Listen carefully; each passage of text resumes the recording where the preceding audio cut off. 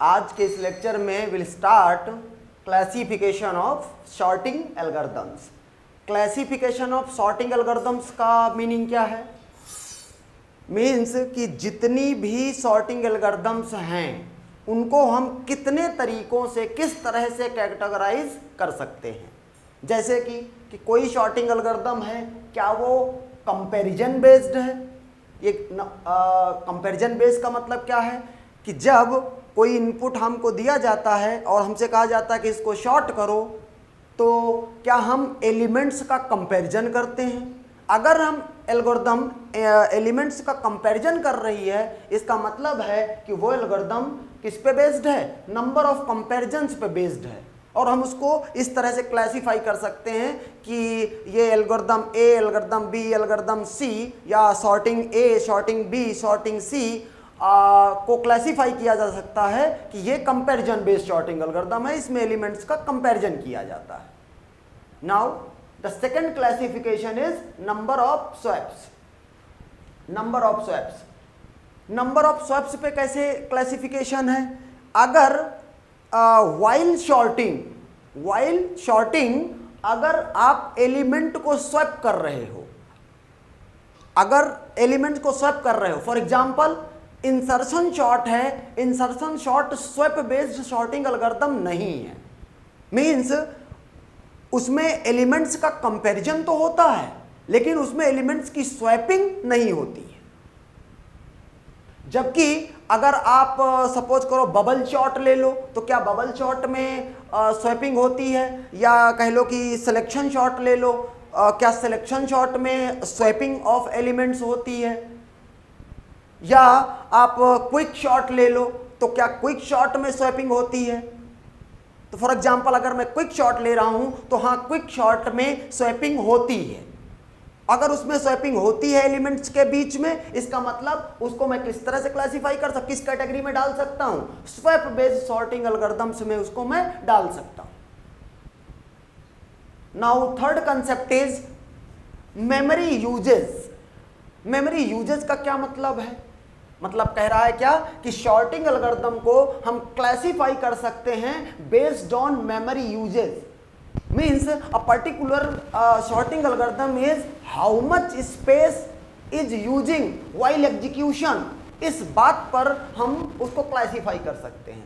और यहीं से जन्म होता है एक नए कंसेप्ट का, in place sorting algorithm. In place, आप इसके नाम से ही वैसे इसका मतलब पता चल रहा है। इन प्लेस मतलब जिस डेटा स्ट्रक्चर में इनपुट लिया गया है। सपोज करो वो डेटा स्ट्रक्चर एरे है, तो मैंने एरे में n एलिमेंट्स का इनपुट लिया है और मैंने कोई एक्स्ट्रा मेमोरी नहीं, इन प्लेस मैंने कोई एक्स्ट्रा मेमोरी नहीं ली और मैंने शॉर्ट कर दिया, आउटपुट मेरा शॉर्टेड ऑर्डर में आ गया। अगर ऐसा कर पाने में मैं सक्षम हूं मीन्स एल्गोरिथम सक्षम है, तो उस सॉर्टिंग एल्गोरिथम को क्या कहा जाएगा कि इन प्लेस सॉर्टिंग एल्गोरिथम है। या कुछ केसेस में, कुछ पर्टिकुलर केसेस में अगर स्पेस कॉम्प्लेक्सिटी अगर लॉग एन ऑर्डर की भी हो जाती है, तो भी उस सॉर्टिंग एल्गोरिथम को हम क्या कहते हैं कि वो इन प्लेस सॉर्टिंग एल्गोरिथम है। अगर इसको और फॉर्मलाइज करूं तो क्या कहूंगा कि अगर किसी एल्गोरिथम की स्पेस कॉम्प्लेक्सिटी क्या है, ईदर इट इज कांस्टेंट और इन सम केसेस अगर स्पेस कॉम्प्लेक्सिटी क्या है, किस ऑर्डर की है, big of log n base 2, तो क्या कहेंगे कि ये सॉर्टिंग, अगर कोई भी सॉर्टिंग एल्गोरिथम की स्पेस कॉम्प्लेक्सिटी ये है, मींस वो सॉर्टिंग एल्गोरिथम क्या है, इन प्लेस सॉर्टिंग एल्गोरिथम है। Now the third one is classification based on recursion. मतलब गिवन कोई सॉर्टिंग एल्गोरिथम है और मुझसे पूछा गया कि क्या ये sorting algorithm recursive sorting algorithm है, तो बहुत ही स्ट्रेट फॉरवर्ड है कि अगर उस एल्गोरिथम में रिकर्जन यूज हुआ है, मींस मेथड या फंक्शन अपने आप को कॉल कर रहा है डायरेक्टली और इनडायरेक्टली, तो क्या कहा जाएगा कि वो sorting algorithm recursive sorting algorithm है। For example merge sort, second example quick sort, वो क्या करते हैं, वो रिकर्सिव शॉर्टिंग एल्गोरिदम्स हैं। Now the next concept is stability. Sorting algorithm को स्टेबिलिटी के बेसिस पर भी क्लासिफाई किया जा सकता है, ग्रुपिंग की जा सकती है। तो ये स्टेबिलिटी का क्या कॉन्सेप्ट होता है, इस चीज को देख लेते हैं।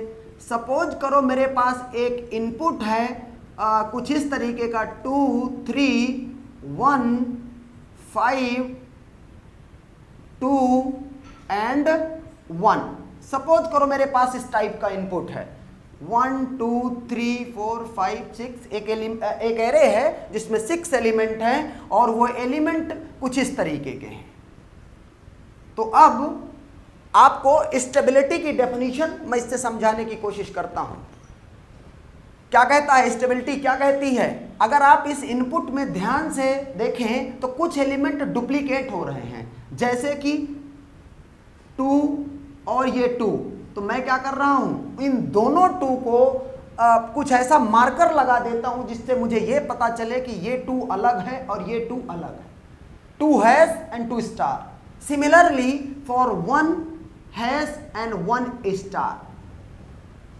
What the definition of stability says कि if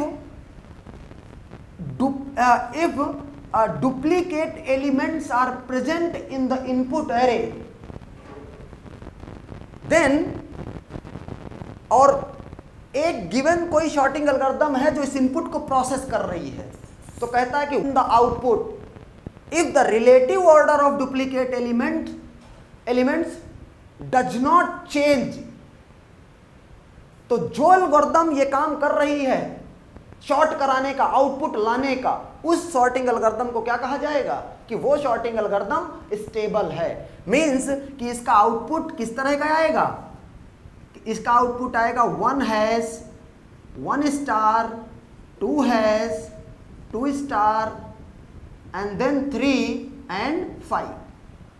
अगर आप ध्यान से देखें तो 1 हैज पहले था, यहां पर भी पहले है, 1 स्टार बाद में था, यहां पर भी बाद में है, 2 हैज पहले था, यहां पर भी पहले है, 2 स्टार बाद में था, यहां भी बाद में है।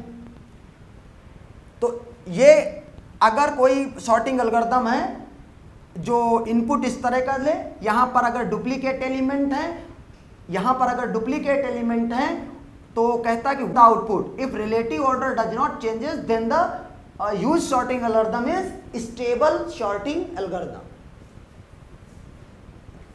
Now the last concept of classification, adaptability.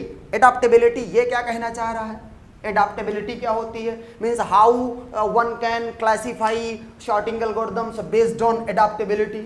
ये इसका क्या मतलब है, तो इसके बहुत ही स्ट्रेट फॉरवर्ड मीनिंग है।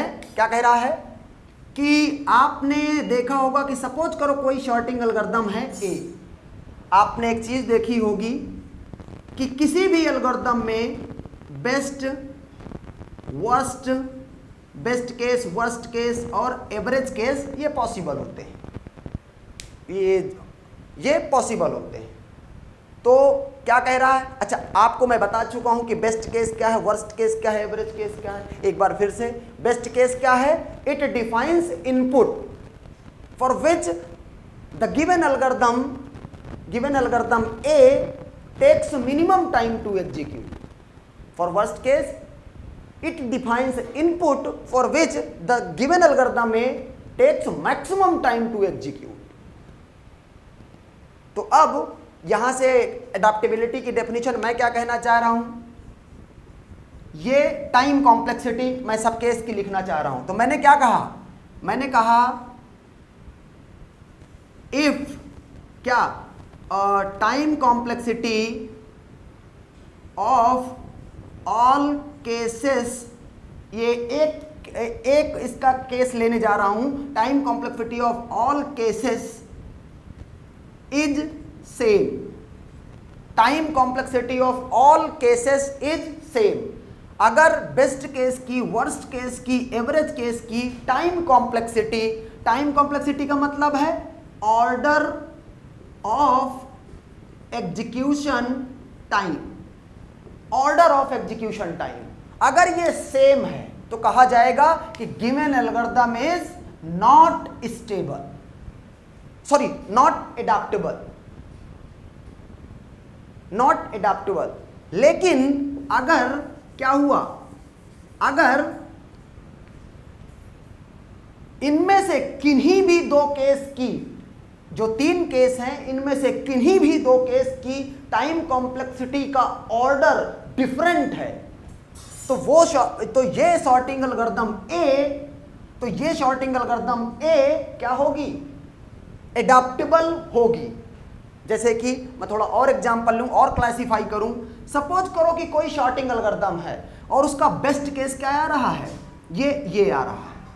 सपोज करो कि उसका वर्स्ट केस है वो ये आ रहा है। अब आप बिगो ये इसका मतलब जानते हैं, ये मैं मानते हुए चल रहा हूं, otherwise watch our previous lectures. तो क्या कह रहे हैं कि अगर किसी सॉर्टिंग एल्गोरिथम की time complexity big of n है, और बिग ऑफ का है बेस्ट केस में है, और वर्स्ट केस में क्या है, बिग ऑफ एन स्क्वायर है। इसका मीनिंग क्या है,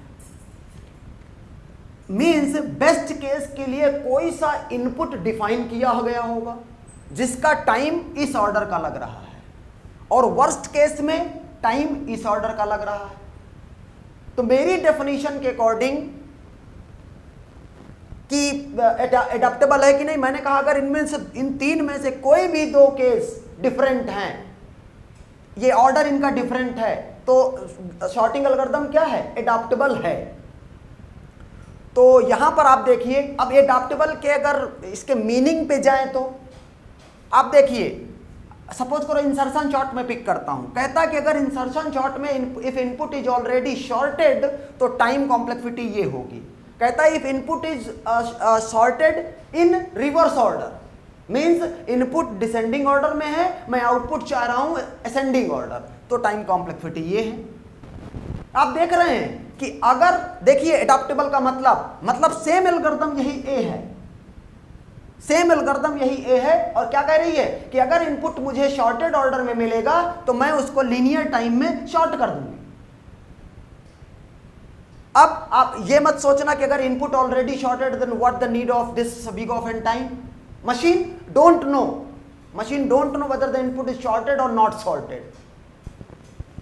मशीन वो करेगी जो एल्गोरिथम में इंस्ट्रक्शंस गिवन है, तो उसको लीनियर टाइम लग रहा है। तो आप देखिए अगर इनपुट ऑलरेडी शॉर्टेड है तो कम टाइम लग रहा है, अगर इनपुट रिवर्स ऑर्डर में शॉर्टेड है तो big of n square time लग रहा है। मतलब एल्गोरिथम क्या कर रही है, एडॉप्ट कर ले रही है टाइम को।